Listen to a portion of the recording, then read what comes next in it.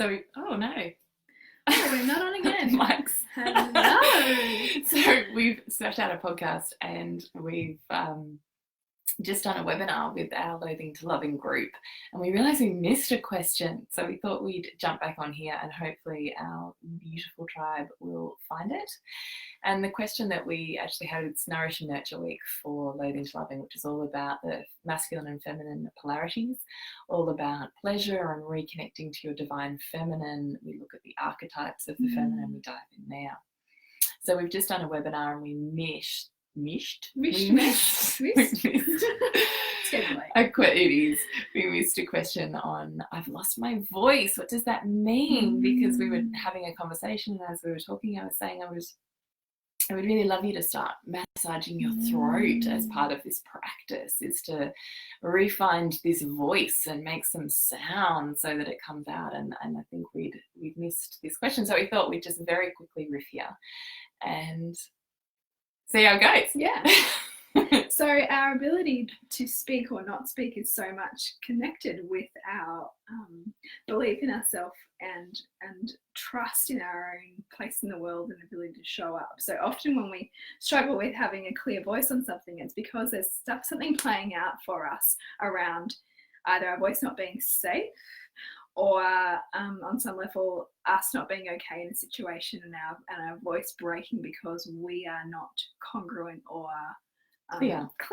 Yeah. And so our physical body is communicating to us to go inward and understand what that is, and ideally transition through that. So I mean, it's a beautiful communication, but difficult at times, especially when we really need our voice.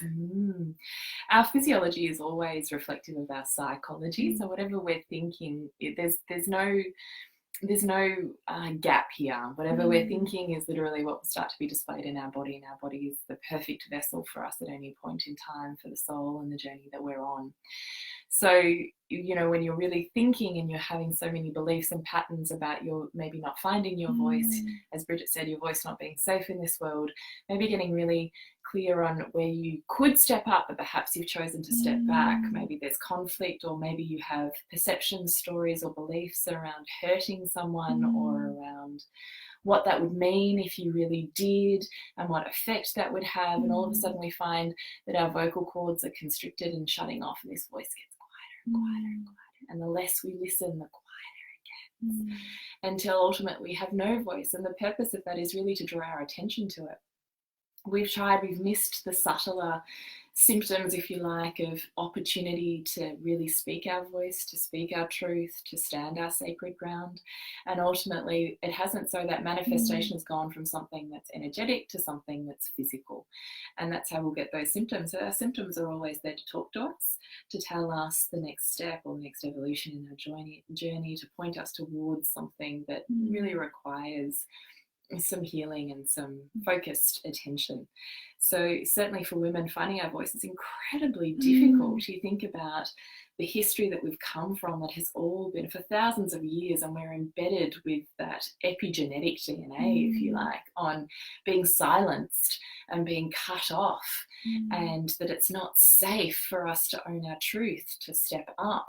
And that our power is not safe and respected, nor needed, nor relevant. And that it's something to naturally shut off when it gets too much. Yeah, absolutely. And then you embody, you think of the thousands of years, literally the voice, having a voice would equal death, literally the fear of death. And then you embody into that the story that you've collected in your own life, the story of your childhood, the story of your adolescence, the story of your relationships, where maybe it was safe, maybe it wasn't safe for you to be able to listen and to tune in. Maybe you had severe consequences from speaking your truth. Maybe you tried speaking your truth and all of the adults around you said, well, that's not reality. And so slowly, and usually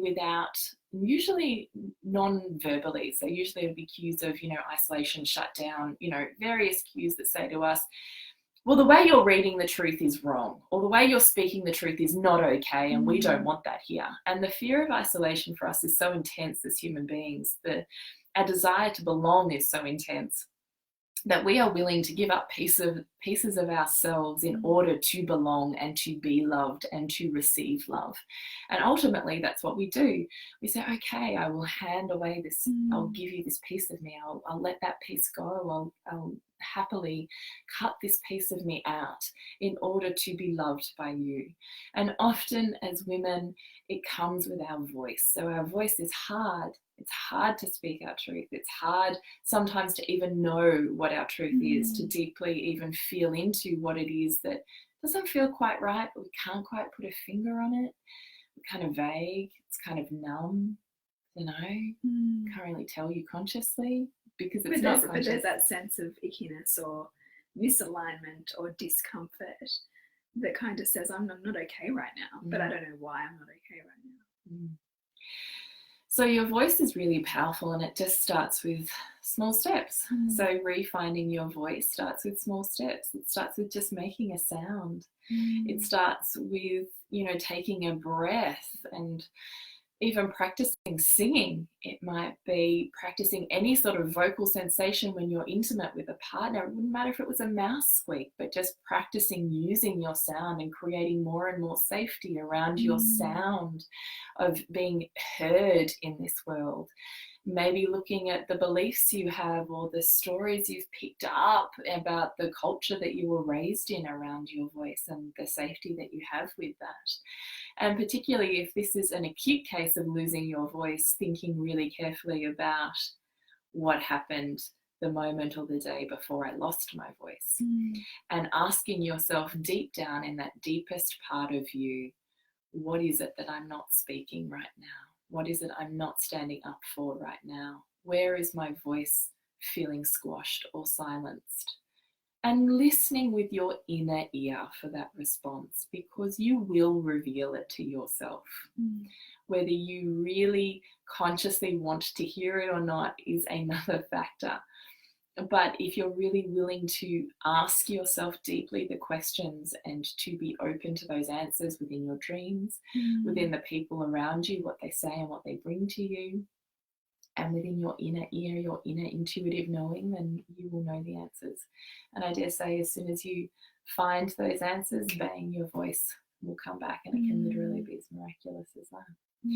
So, lovely listener, we hope that that has to some extent answered your question, and we will be more than happy to continue the conversation with you online.